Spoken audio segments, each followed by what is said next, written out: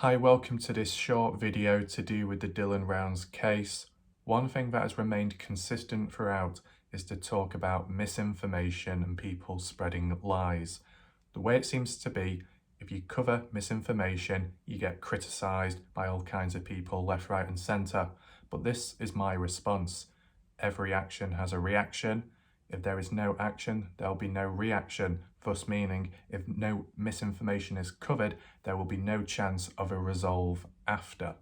You see what I'm saying? Sure, if people keep things quiet and don't bring up misinformation, then it'll never be a problem. But this is the thing, it's that uncertainty. It could pop up at a point in time, which then could derail progress within a case. So isn't it best confronting it early on and getting it out the way?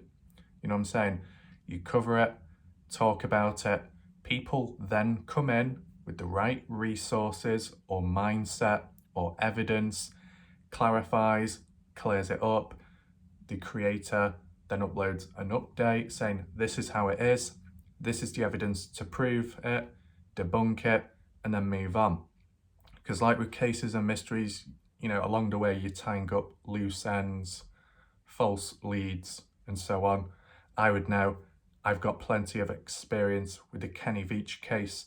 The amount of supposed experts that came in here and there, the way they presented themselves, tone of voice, language used, supposed background, and so on with the information. And a fair bit of it might have been misinformation, false leads, wasted time, but it was cleared up over time, which meant whenever people went back to the mystery or were new to it, if they saw something, they'd see an update clearing it up. Time efficiency. So when other people come along and research, it's easier to research, it's easier to follow. You see how the foundations and structure was done. If you do want to check the Kenny Veach M Cave mystery out, a very deep case and still ongoing, feel free to check my playlist. There should be a link top corner of the screen, and if not that, in the comment section description down below, a link, okay? So linking back to the Dylan Rounds case, this is active, this is still ongoing, and there is information coming out, switching and changing. And, you know, in the earlier days, maybe misinformation might have been covered. When I came along, misinformation covered, such as the key fob and the gun being found and then suddenly not being found. And I covered the bit about it not being found, the update of it to clear that part up, that issue. And, you know, I'm sure there's other bits switching and changing here and there. It wouldn't surprise me if there is more in the future, but as long as it can be handled and controlled, that's what matters.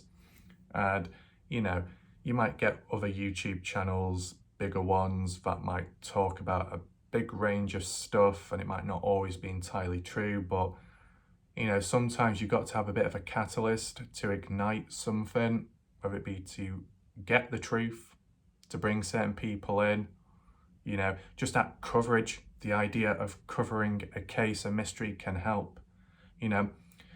In those situations where someone might not be making much progress, but they're making a lot of noise, that can indirectly help. You might be wondering how, why. Well, you might be talking about the case, this and that, and it might annoy people, it might frustrate people. It's an indirect psychological method in which you then trigger certain people who then come in with information or clear up the BS, set the record straight, and then put that tone forwards. That's one way of looking at it. How would I know? Like, does it make sense that?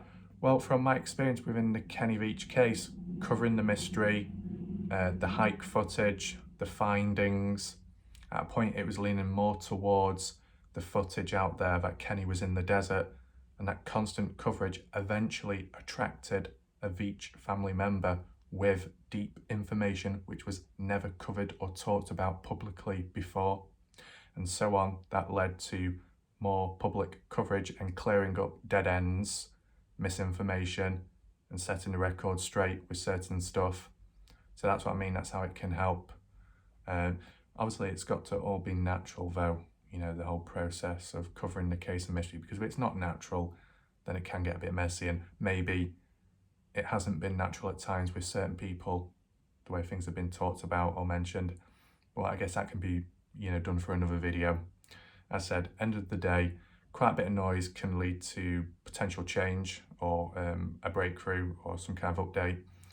Something like what Julie was saying. Julie was saying how about the key fob and the gun, a few people talking about it, covering it, mentioning it, bringing it up, led to maybe a potential response triggered by the family saying, oh, you're spreading misinformation, and then they cleared it up themselves and said, oh, we made a mistake, our family, grandparents said it wrong, and then that set the record straight after that. So these small little examples can help along the way, okay? So that's it for now. Thanks for watching. There might be another video later on. I don't know how long it will be, but it could be a live premiere, a live chat, okay? So I'll see you there. Goodbye.